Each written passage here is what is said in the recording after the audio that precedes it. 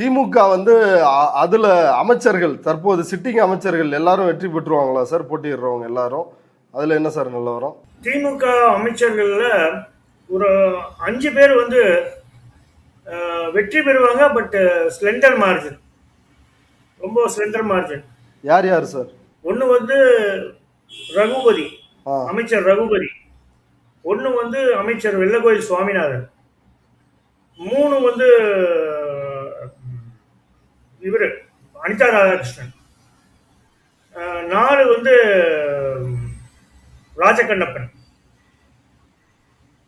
5 வந்து நாசர். வெற்றி பெற்றுவாங்க. ஆனா வாக்கு சதவீதம் வந்து ரொம்ப குறைவா தான் இருக்கும். ரொம்ப கம்மியா தான் இருக்கும். 5% கீழே தான் இருக்கும். 4%, 3ல இருந்து 5%. ஒரு ஆவரேஜா எடுத்துட்டீங்கன்னா ஒரு 4000 வாக்குல இருந்து 5000 வாக்கு அந்த டிஃபரன்ஸ் தான் வரும். ஒரு சில தொகுதியில 3000 வாக்கு டிஃபரன்ஸ் இருக்கு. சார், கொளத்தூர் சேப்பாக்கம் சிஎம்மோட தொகுதியும் டிசிஎம்மோட தொகுதி. Kolathur Tamil Nadu CM mister M K Stalin வந்து கம்ஃபர்டபுளா ஜெயிச்சிருவாரு. அங்க இரண்டாவது இடம் யாருக்கு சார்?